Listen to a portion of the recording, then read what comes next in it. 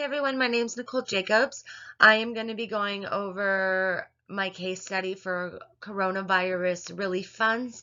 Money was given to the county the first week of January, and the county commission voted on a resolution of how to receive the funds and how to implement the program for the funds. First, I'm going to go right into what the issue is and what the county is actually going to be voting on. On January 26, 2021, the Pinellas County Board of County Commissioners met to approve or deny a resolution that ratified the county's administrator's approval of acceptance of award terms for the emergency rental assistance payment that came from congressional legislation of the Consolidated Appropriations Act. Approving this resolution will also authorize the county administrator to take further actions for Pinellas County to receive COVID relief or stimulus funds for future programs. Under the Board of Commissioners' emergency powers, this allows them to approve funds relatively quickly as opposed to going through the long procurement process. Also, when funds come down from the federal government, there's a need to act quickly. So this allows Pinellas County to act quickly without going through other lengthy approval methods. The relief funds that Congress approved back in December awarded Pinellas County with $21.3 million to assist households that are unable to pay rent and utilities due to the COVID-19 pandemic. Emergency rental assistance program, at least 90% of the funds have to be awarded directly to the households to help with housing stability, which includes rent, rental arrears, utility, home energy cost. And the Treasury actually provided a really lengthy FAQ document about which is and is not allowed to be paid underneath these funds.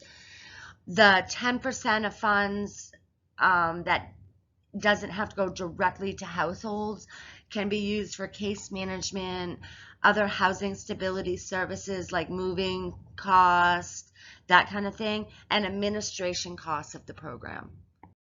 The Treasury defines a household is eligible if they meet one of the following criteria. They qualify for unemployment or have experienced a reduction in household income, incur significant costs, or experienced a financial hardship due to COVID. They have to demonstrate a risk of homelessness or housing instability, saying they're behind on their rents or they have an eviction notice or a three-day notice. The household also has to be at or below 80% of the area median income.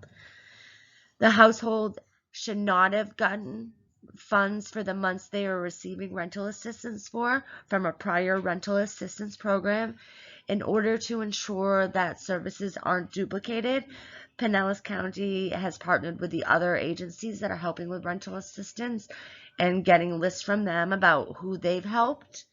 And an household is prioritized if they are in the last 90 days at or below 50% of median income, and also an eviction notice. The county is going to use a point system to determine this. Once a household is determined eligible, they may receive up to 12 months of assistance, plus an additional 3 months is available if the program administrator deems that they are needed to ensure that the household is stable. All rental payments have to cover arrears before they'll cover forward rent. Every 3 months, a household must recertify to continue receiving future rental payments. The tenant or the landlord in this round of funding is eligible to apply for rental assistance. If a landlord applies, then there is a separate portal for them, and they give their information about the property, including the W-9, the lease, and the rental ledger about how much they're past due. And then they have a spot to invite the tenant, and the tenant does have to apply in order to receive the funds. The Treasury also gave guidance that if a landlord refuses to participate, then funds may be directly paid to the household to pay the landlord.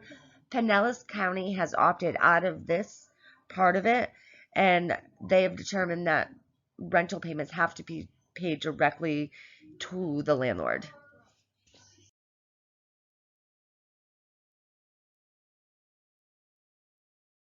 Next are our stakeholders.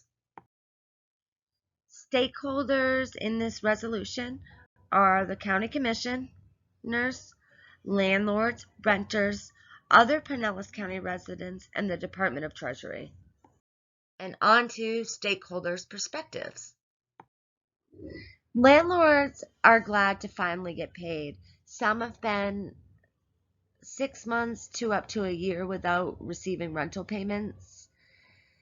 The landlords that are most impacted are small landlords, not the big apartment complexes. Small landlords sometimes depend on this as their retirement, or they use it to pay part of the mortgage on the property. They feel that this is long overdue and assistance should be made available way sooner than it actually was. The renters are relieved that help is finally on the way. They are a little discouraged about all the program requirements. It's definitely burdensome, and it could actually be a barrier for some renters to receive rental assistance. I'm sure this eases their stress, especially if they have an eviction notice or they're worried every day that the sheriff is going to come and show up on their door with an eviction notice. As a parent, I know if I was worried about keeping a roof over my head, that would stress me out a lot. Other Pinellas County residents, I'm sure, are relieved help is on the way. If they have friends or family members that are struggling to make ends meet and pay their rent, I would be relieved that help is finally there for my family or friends. This will help remedy the financial hardship and the economic strain on the community. When the landlords are getting paid, that definitely brings the community down. As a homeowner, I feel for the renters, and I believe that rental assistance is way overdue for the renters in Pinellas County. The IRS is concerned about how Pinellas County is going to implement the programs. They want to ensure that all program requirements are followed. They're responsible for the audit, and they're responsible for the funds when accountability has to be shown to Congress, and they want transparency in the program. Commissioner Eggers is the only one that commented on the resolution. He was really concerned about how long everything was taking with the program. He must have reiterated that fact 5 or 6 times. He's concerned that the money was approved back in December. They're now just getting guidelines from the Treasury. Complete guidelines on how to implement the program isn't there. He's concerned to put out the LOI for the program was going to take a couple weeks, and then to keep the bid open another couple weeks, plus the evaluation process, that the program wasn't slated to even open until the end of April. The eviction moratorium is slated to end the 31st. He knows of the struggles of the residents and really wanted more than anything to get assistance out now. He also mentioned the fact that the program did expire in December, that the later the program gets implemented, the less time they're going to have to help people who really need it. And he agreed with the county administrator that the program does require a lot of documentation requirements. He commented that the 211 program will ease the restrictions and allowed for attestation forms as opposed to bank statements and everything else that the people have to provide. The commission as a whole are aware of the struggles that the Pinellas County residents are facing. They hear it every day. When their residents aren't getting help, then that affects their constituents and their re-election campaigns. They realize that this is one of the many problems that the county is being faced with, and they're definitely eager to get this program in place. They unanimously approved to support the resolution. All right, next I'm going to go into recommendations. Adopting the resolution ratifies the county administrator's acceptance of award terms for the emergency rental Assistance Program of the Consolidated Appropriations Act 2021 and authorizes the county administrator to take required actions to enable Pinellas County to receive COVID-19 relief or economic stimulus funds for current and any future federal or state programs. The authorization will remain effective through the ongoing local state of emergency.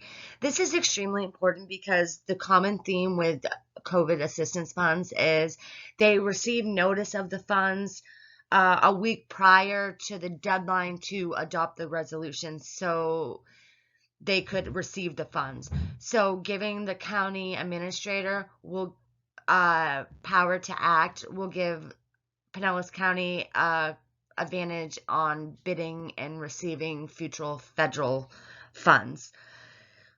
And this can only happen due to the local state of emergency clause. In general, things like this can't be approved. It has to go through the lengthy procurement process required.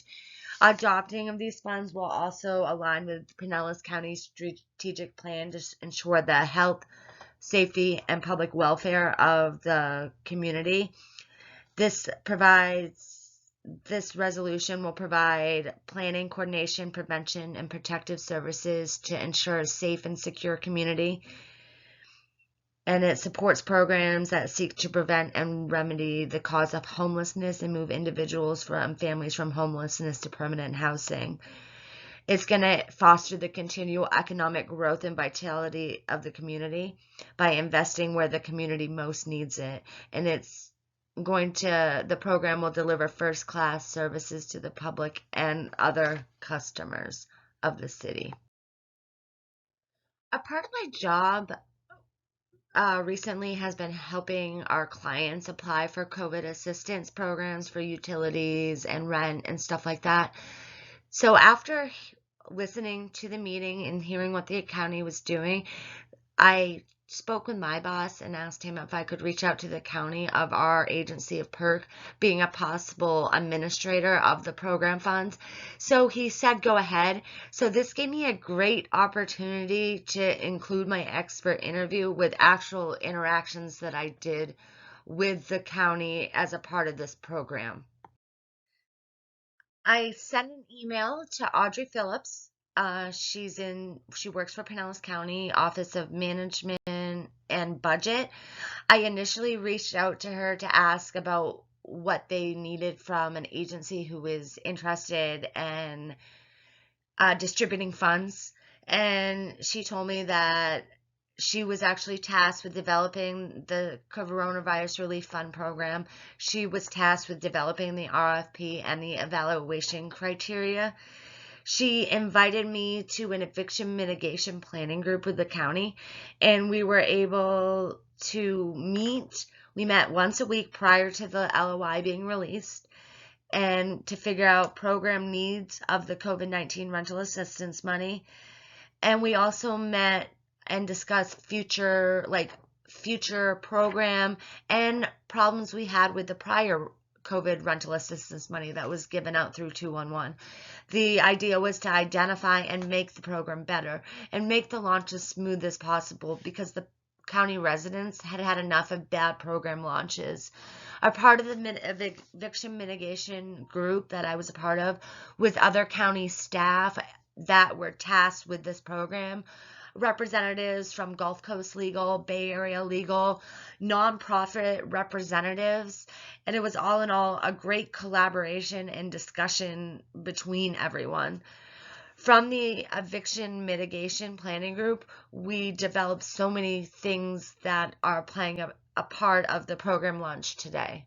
Other funding sources were also identified to help with the COVID relief funds, the community block grants, CDBG funds, and emergency grant solutions funds, ESGCV funds, and they both had COVID related. So this way, the 10% that was allocated for case management could just be allocated for housing stability and program administration, and then other nonprofits in the community would be given referrals from the application portal to provide other housing stability case management services.